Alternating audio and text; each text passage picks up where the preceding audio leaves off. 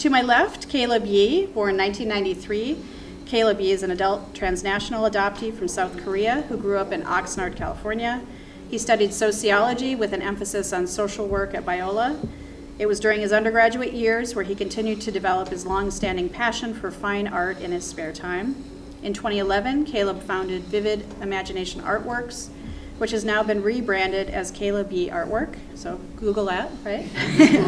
Currently, Caleb is pursuing an MA in clinical psychology with hopes of providing art therapy-based services to populations such as adoptees, foster youth, and deaf, hard of hearing individuals. So, welcome, Caleb. Next in the middle here, we've got Beth Dubber. Beth is an adult adoptee born and raised in Cleveland, Ohio. She has reunited with some relatives from her original family. Dubber earned a BA in German and studio art from Cleveland State University. In 2003, she moved to Los Angeles, where she began a career as a unit set photographer in the entertainment industry. She continues work on feature films and television today. Her fine art photography has been published in a number of national publications and online exhibitions, and her work has been included in a number of group exhibitions in Los Angeles and Cleveland. Her clients include all the big names: ABC, Disney, Fox, HBO, MTV, NBC, Showtime, Universal Studios, and Warner Brothers. Her work has been featured in Entertainment Weekly, Hollywood Reporter, so welcome, Beth. Patrick is an adult adoptee who's been reunited. Patrick was born in Chicago, and he grew up in an adoptive family in the suburb of Downers Grove. Oh, interesting. In high school, his family moved to Missouri. He has an engineering degree from the University of Missouri-Columbia and a Bachelor of Music from San Francisco State University. His memoir, Becoming Patrick, about reconnecting with his original family, was a San Diego Book Awards finalist. His lifelong passion for photography has resulted in portrait work and national fine art exhibitions. He currently resides in San Diego, where he writes, photographs, and plays clarinet and saxophone. So welcome. I hope you all had the opportunity to look at their work out in the exhibition. It's a really beautiful show. Thank you, Nick, for putting that together. So my first question is for any of you who would like to answer this. In the call for artists, the request was for work that showed the experience of being adopted or fostered. Can each or any of you briefly talk about how your work ties to your experience as an adult adoptee? Which I know is like a giant question, so. Well, I've been doing photography most of my life. I started with a Polaroid Swinger when I was about 8 years old. Kept it up as a hobby, and then I know when I started my search for my birth family back in the early 90s, I started getting more serious about photography, but it was all black and white. It was all deep and dark. And it was all mysterious. It was reflections in water, mysteries. And then over the years, following my reunion, about 10 years of working through it, and then writing the book and all that sort of thing, my work started to change, and it got a lot more. I got into color.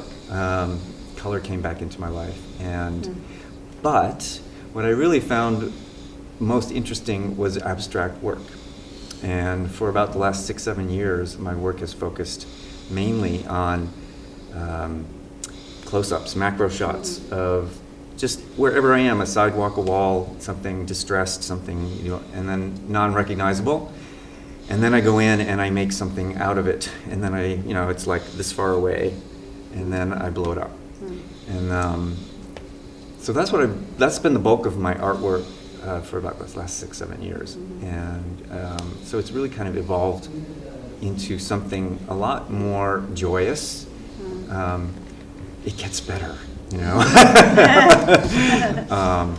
and I don't really feel nearly so much of that pain and anxiety and angst that I felt such a long time ago. So now, I guess the work that's out in that exhibit, I think it really kind of reflects, for me personally, it reflects an evolution of knowing my birth family for 28 years and really incorporating them into my life and coming at my expression from certainly a more authentic point of view, but also a little bit more evolved and grown into myself kind of point of view. So I find that very satisfying. This is work that I really enjoy making. It doesn't feel like a product of angst. And so I guess that's kind of where I'm coming from these days with the work. But the work has always been part of my process, expression of my process. The series that I'm working on right now, and there's 2 pieces that are in the show, is called In Absentia, and it's brand new. I just started in February. It's kind of been ruminating in my mind for about 1.5 years, and I was really stuck with it for a while.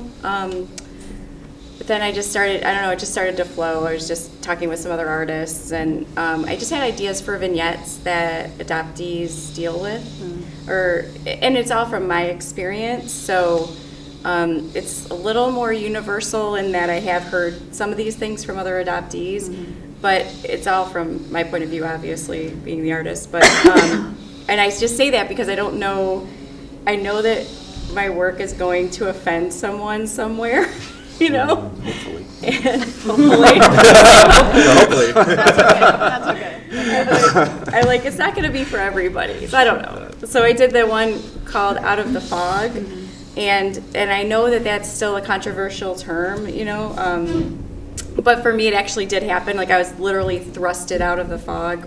I was up north on a business trip, and in my hotel, I saw this room, it said, Adoptee Support Group. And I was like, well, you know, I'm going to adopt. We're actually I'm a foster mom, and we're actually going to adopt our foster son. And I was like, well, I'm just going to go in there in that group. And I just sat in, and everyone just stopped and just stared at me like, what is she doing? And I just felt like, oh my God, what's going on? So it took a few minutes to figure everything out. It was an adult adoptee support group. I had no idea this ever existed. This was near San Francisco. They have amazing resources up there, tons of support groups. And no idea. I was like, wait a second, why do you guys need a support group? I have no idea. Like, what? Like, seriously? Now you know. I know. It only took 30 minutes of me listening to them to relate. And I was literally a hot radiator trying to navigate my life for about 6 months. And I was just walking around like pulsating from the inside. I felt like I was going to jump out of my skin, and I couldn't, and I had no release for it. Like I tried to talk to people. I tried to, you know, it just didn't work. Like, no one really understood, and I don't know what I did. I just started listening to the podcasts. So anyway, that's just my process. It really only happened like 2.5 years ago or so that I was actually thrusted out of the fog. It was just not a gentle way, because sometimes that happens for people. Sometimes it never I don't know. That was just my experience, just like this heavy thrust. And then someone gave me the Primal Wound, and I read that book, and it was like every time I read it, I felt like a boulder was on my chest. I could barely breathe, so I could only read it like a couple pages at a time. And I was like, wait, I'm really pissed that I have issues. Like, what? Like, I had no idea. I'm like, well, you know, and I'm like old. Like, come on, I'm in my 40s. Like, how do I have issues and not know this, you know? So anyway, this long version of the explanation is the series I'm working on now is art therapy for me. My experience is, I feel like, has gradually progressed, more specifically in the last couple of years. I've always had a creative interest growing up. I mean, I wanted to learn watercolor, I did oil painting, I did carpentry, and it was just a way to pass time because I was homeschooled. And so with a lot of extra free time, I was like, oh, I'll just do some creative subjects. And then I went to Korea, part of a homeland tour, in order to kind of get an understanding of my adoptive background, or at least more of a cultural perspective. And I remember when I came back from Korea, I started putting in a little hint of my culture into my artwork.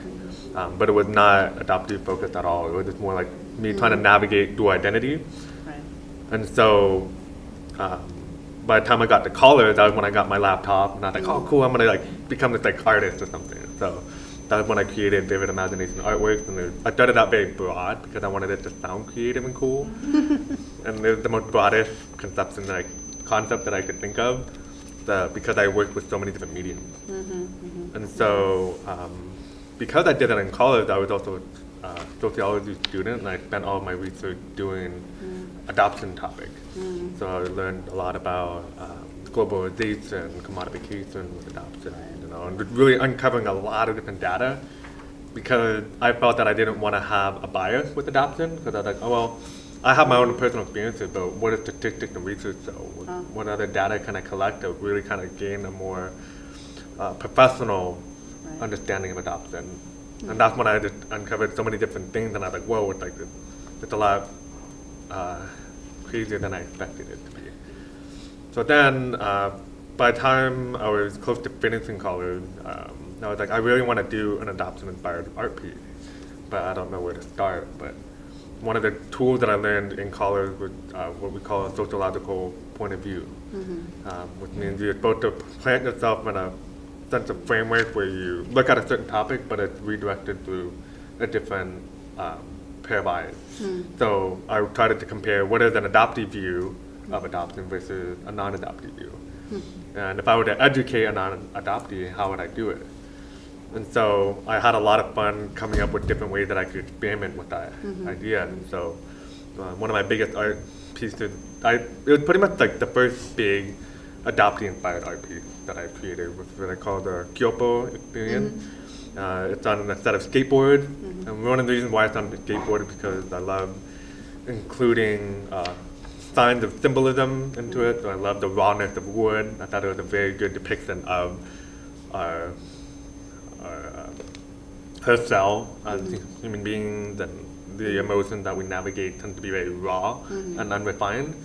So, and then it was also on a skateboard because I grew up skating culture was very much a part of my identity, and that's how my artwork started taking off as a teenager, was because I would draw and paint and design on skateboards. And when you walk around with it, easier to start a conversation because it's more normal. I couldn't just carry a picture, and people were like, hey, check this out. Just you carry a skateboard, and it's a lot more socially acceptable. And so that was the main reason why I chose the skateboard as a canvas. But I also wanted to speak to the masses and say, how can I redefine adoption from an adoptive point of view? So then I connected with hundreds of adoptees, reached out to different people in different groups, and said, hey, if you could redefine it in one word, what would it look like? And I remember at one point, I was in the library, doing a research paper, I needed a dictionary, and I came across the word adoption. And I was looking at it, I'm like, this is a typical response. People define adoption as a second chance at life, the act of adopting an individual into your own family, and there's just so much more to that, and I really want everyone to kind of reframe adoption from my point of view. And so with that, it was a really fun social experiment because it really taught me to study adoption from an emotional point of view, but how can I connect words of imagery into a non-verbal form of communication? In that sense, we tend to speak for those who can't speak. We can try to identify as a community through artwork. And so in recent years, in the last 3 to 4 years, I've been really putting out more adoption-centered art pieces as an artist, and it really brought me a lot of healing, and to continue to work and shape my art style, which is why I've rebranded it to my current brand name, which is Caleb B. So as an adoptee artist, I'm proud to say that my artwork has definitely taken that shape. Yeah, interesting. So are all those words on the deck, were those from the participants? So participants, I asked many people to just kind of, if you were to redefine adoption from your own word, how would you say it? And I just said I was hoping it would provoke a lot of people, because there's so many different multifaceted points of view, and when I was doing it, I was like, wow, I was thinking one way, and then all these people are completely doing a different 180 shift. And so I was like, I loved that sense of rawness, because I was like, that really helped me gain a better understanding of putting myself in other people's shoes, empathizing with them, communicating with them, and saying, what can I do to relay those experiences through my artwork. What is the term, Yoffe? Gyopo. What does that mean? So Gyopo is a Korean lexicon word. It means it's someone who is born in the country, but had since lived outside of the country. So it's kind of like you've been removed from culture, the only way you could forfeit that term is if you return to your home country and live there again as a people. But because you were kind of removed, I thought it was a really good analogy of adoptees being removed from culture, Right. and now you kind of look at of kind of an alien. You belong to one identity, but kind of hard to call it your own because now you're considered an outsider. Right. So when you went to Korea, you're Korean, but you weren't exactly Korean. Right. Or you weren't perceived as Korean. It enough? was I harder mean, for me is to that- identify as Korean because I wasn't culturally assimilated to Korean Okay. culture. So it was Right. very much like I embody Korean genes and looks, but I didn't feel that I had that connection with it because it was very foreign to me. Interesting. Thank you. So Beth, I think you sort of spoke to this, but I'd love to chat a little more. Like, I think Out of the Fog, it so beautifully captures like the grief and the loss, and like you said, you still have angst, right? So Yeah. like you're still there. It's still really raw, and I think that's kind of beautiful to see because that is part of a process, right? It's part of the process.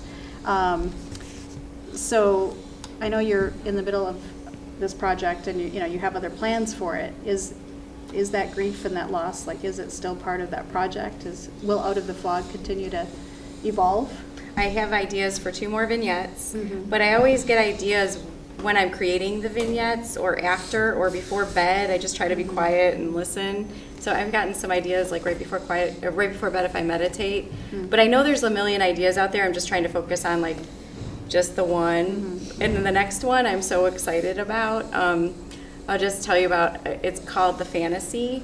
And as adoptees, we fantasize about birth mother, birth father, siblings, I've heard. Well, when I was about, I guess 8 or 9, I started to fantasize about who my birth mother was. And I used to watch a lot of television. And so my birth mother was one of the dancers on Solid Gold. You guys remember that TV show? Yes. Makes sense. So, and all of my models in the series are adoptees as well. And so the girl who's in Out of the Fog is an adoptee. And I had to buy some props and things for this shoot and a gold outfit. And so in another fog machine, but used a little bit differently, so I'm really excited about it. It's going to be a little tongue-in-cheek because my work has a lot of humor in it, and I really hide behind, and I don't know if I hide behind humor, I just really love it because I can be really serious. And I just have to lighten the mood because this is a very serious subject. There is a lot of grief, but I got to have some like kitsch in there, because like that's just kind of who I am too. And yeah, so I see it going, but I'm trying to like actually get them out of me quickly while I'm in this space because I've already experienced some healing, which is a good thing. Right. It definitely, and I feel like there's some space created in my mind and body from that healing. There's not so much like vibrating under my skin, like like it hurts to touch me or look at me. Patrick, in an interview somewhere online, you were talking about your, sort of more recent interest in the macro, and you said it makes you radically present and that makes you brave, and I thought that was really beautiful. Could you talk a little more about that? Well, basically, when I'm holding a camera, I kind of forget about where I am and where I'm supposed to be and where I'm supposed to go.